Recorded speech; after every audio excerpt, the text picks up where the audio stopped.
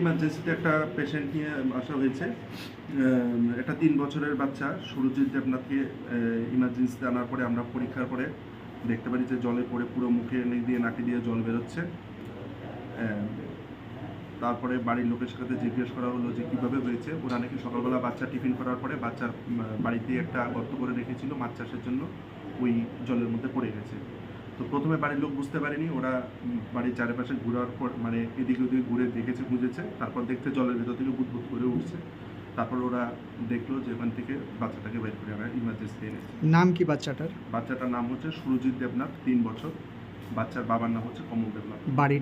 বাড়ি হচ্ছে কোনাবন, হরিহরতলা, কমলাশালা। ঠিক আছে।